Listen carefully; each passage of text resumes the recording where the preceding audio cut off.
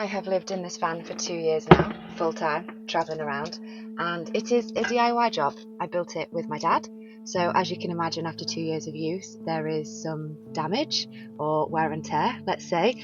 So this video is basically just going to be how it's holding up. And also, while we're here, we are going to paint this tree behind me. It is meant to be a blossom tree. I have been putting it off for quite some time because I'm scared to make it worse. I'm scared to ruin it because I really like it like that. But it is a rainy day.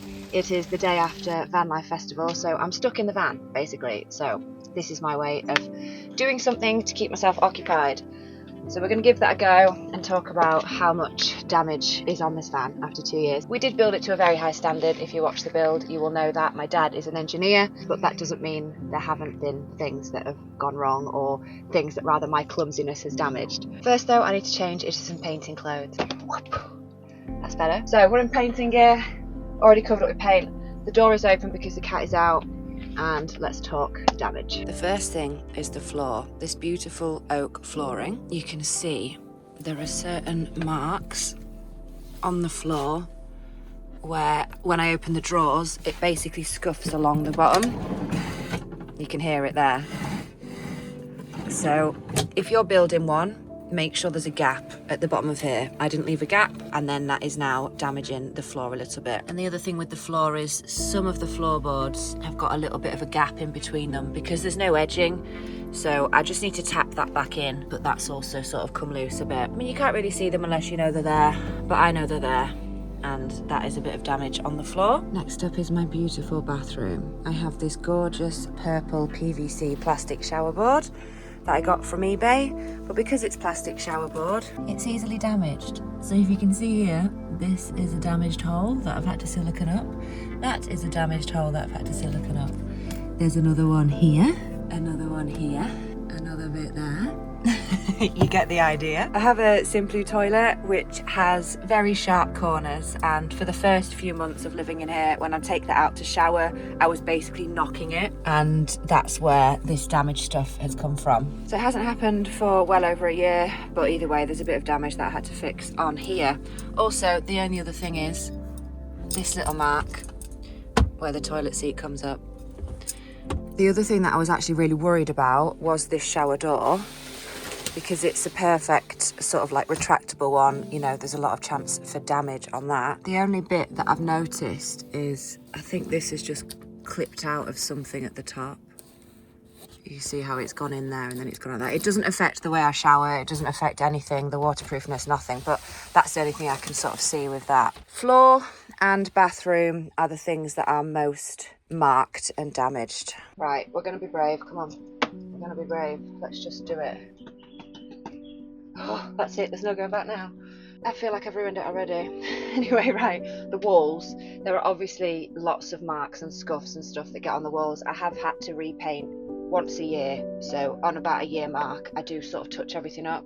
The main points are by the bin, by Savannah's food, by her litter tray, because she comes in and out, by the shoe cupboard and things that get used a lot. And then I've had to do a few touch-ups on the white, but not that much. So definitely painting once a year as like an upkeep thing. But other than that, I mean, it's you know, there are marks on the walls, but it has lasted quite well.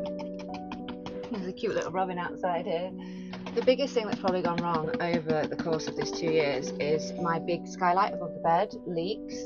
There's been a couple of rainstorms I've had where I've woken up a bit wet, or I've come back in the van and there's a wet patch on the bed. Last time it happened in Spain, when I was down in Spain over winter. Just a few drops, but I went back on the roof and sort of resealed it. So that is going to have to come off. I've been waiting for summer, but the whole thing's going to have to come off, and we're just going to have to reseal it again. That's the biggest thing that I've had to change and sort since coming in. Other than the electrics going wrong, I hadn't even been in a year, maybe 6 months, and I did choose to buy a cheap NDS box, I think it was called, that did like DC to DC charging, the AC and the solar, and it was just a crap product. So I upgraded that to Victron. So the electrics and the Skylight are probably the biggest things that have actually gone wrong, but other than that, everything else has held up well.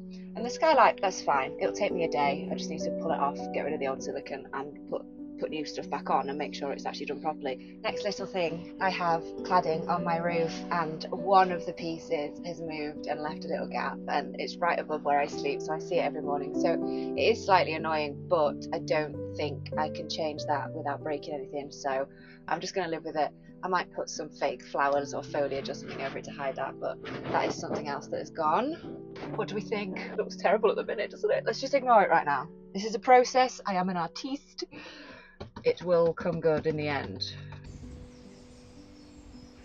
The handle on my cupboard for my clothes, so I have 2 elephants that hold my clothes drawers open and close. At the festival, one of those has just come off, so I think that's going to be quite an easy fix. I've tried to screw it back on, but it's not having it, so I think I just need a little bit of glue for that one. So that has actually just come off, so just over 2 years, and that one has gone. On the subject of handles, the handle above my oven is wearing, so again it's gold, and I don't know if it's because of the heat from the oven rising. The rest of them in the kitchen are fine, but that one has just got a little bit of wear and tear on it, so you can see the gold sort of flaking off, so that's something. But I don't really notice that at all unless you're really close to it. You can't really see that one, so that's fine. The next big one, and probably actually the biggest wear and tear thing in the whole build, because the shower was damaged, whereas this is wear and tear, the sofa. Now, the lady did tell me when I bought the fabric, because it is velvet, she was like, what you want it for, it's not going to last. It's going to perish, it's going to rub off. Did I listen? No, because I wanted the colour. And she was right. So it is completely wearing off. Where the table goes, where the table stand is, that is the worst bit. And also where I sit, it's sort of rubbing off. So I've put a blanket down and another little blanket, like pet blanket thing, where I stand over into the cab just to sort of stop any more damage coming. So I'm having to now just live with it with throws on it, which is fine. And also there is sun damage on the pieces because it's right near the window, so some things are a bit lighter and stuff, but I don't really care. It's not that important to me. But that is the biggest wear and tear thing, I think, of the whole build. A year ago in June, I was up in Scotland last year, and I stayed on some land that had horses, and I left my van door open for the cat to come and go, and the horses got in the door. They shoved their heads through the door and they started to, I think they were trying to get Savannah's food, because Savannah's food is right down by the door, but they basically got their mouths in and started biting everything and damaged a couple of things. So they damaged the bin. I thought at the time it was their hooves, but it wasn't, it was their mouths. So they've damaged the bin, there's a bite mark out the bin, and also the floor mat, my beautiful purple floor mat that took me so long to find because they're just not popular, has been broken. So I've lived with a broken floor mat for a year. The bin is fine, the bin I can manage with. I've started painting it as well. A couple of bits of damage from living in a field with horses, basically, but I kind of like stories like that. Ta-da! Oh, that looks proper cute, doesn't it? The next bit of wear and tear is I sit on the bed and I put my feet on the side of the shower wall, basically, as like a comfort, chill out way. So that piece of wood that I cornered that shower with, the edge with, is getting rather dirty, shall we say, because I walk around barefoot everywhere. So I've got wild feet and they leave marks on that. So, I mean, again, very superficial. I could probably sand it or like actually just try clean it and it would work, but it's not the same as what it was when it went in. The biggest piece of actual damage is probably the cab seats from the cat. She claws at them and she's pulled all the upholstery out and things like that. It's a good job I don't want to sell it, isn't it? Because otherwise I think I'd have to re-upholster the front cabs. So they are just ruined, basically, completely ruined. But again, I don't care, it's her house as well, you know? There's also, in the flip-up countertop, there is a tiny little chip in the corner. So this was shower board that a plumber up the road gave us for free when we were doing the build, and it was already damaged at the back, so we cut the back off and we made it into a kitchen top. But a tiny little chip has come out in the corner. In line with that, the silicone has come off the back of the kitchen, so I do need to just redo that. So little things, there's always, like, you know, if you live in a van, if you have a van, you know, there's always little things to do. So one like that, it's fine, it's not really a big deal, but it is part of the wear and tear of living in one of these things, so I've just got to redo that next time I have a minute. The final and most annoying slash common thing I have to do, the most thing I have to do often, is the fan. The fan gets filthy. If you have a Max fan, it literally, I don't know if this is just me, because I always have air sucking out, but it is absolutely filthy. I have to clean it maybe once a month anyway. Like, you know, dust, skin particles, cat hair gets stuck in the mesh, which is fine, that's not really the problem. But the actual unit itself, I don't know if it's because from cooking, like you get oils and spices and stuff, it's dirty. It's almost like I need to take it off completely and get in it to clean it. What I tend to do is like shove the utensils up the gaps of the fan with a cloth on the end and like try rub it. If anyone has any tips for how to clean those, that'd be very helpful. But yeah, the fan is disgusting, and that is something I have to do every month, I would say, at least clean the mesh of it. So that's it for like wear and tear, which again I think is so good. There's really not been that much that's gone wrong, again because I think the quality of the build was so good to start with that it's sort of, I've set myself up for success, if you like. I'm sure there are other things that are going to go wrong. I have had to put a new turbo in, but that was like very early after. I think I bought the van with a broken turbo, so I did have to put a new turbo in, had a new shock absorber, condenser on the aircon unit had broken, passed its MOTs, no issues with the servicing, no problems van wise. There are a few dents in the bodywork, but again I bought it like that, it's fine. I've covered up the bits that were sort of exposed metal with rust work, so keep on top of that. Always checking for rust and sorting it out as soon as it comes up, looking after, you know, your tyres and things like that, tyre pressures, just normal vehicle maintenance in there as well. Right, that's the bottom two. Let's start the top. But that's it, basically. That is all the wear and tear on the van in 2 years, which I think is bloody good going. So I'll time lapse it and I'll finish the rest. But I'm glad I've started it.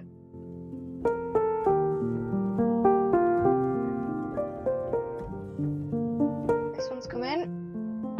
I'm not to go through the cab, but there we are. That is phase one. There's going to be several different colours. Obviously I'm going to have to wait for that to dry now before doing anything else, but that is it. I have been using this as a metaphor for my state of being. When I painted the winter trees, like the bark and stuff, that was like me just coming out of my shell, sort of still in a winter phase, I guess. And I've always known that I knew when the time was right, when I was coming back to life a bit more, I would then paint the blossom and it would be like spring. 4 years post-op. It's taken me 4 years. I'm still working at it every day. But Spain did a massive, massive thing for me. It really helped sort of get me back there. And then as I've come back, I've started doing a lot of hiking and wild swimming and stuff. And that again is just really reigniting my zest for life. So I'm now in spring. Let's just put it that way. It's taken me 4 years to get to this point, but we're coming back to life and I am now in spring mode. So there we go. I'm not going to get this finished before this video goes out, so this is just phase one. But there you go, thank you so much for watching. Huge shout out to my Patreon members and YouTube members. As always, you guys are legends. Love, love, love. And if you would like to support the channel, I'd be very grateful. You can do so on Patreon or YouTube memberships. Links will be below. And if not, I'll catch you in the next one. Thanks for watching. Peace out and stay wild.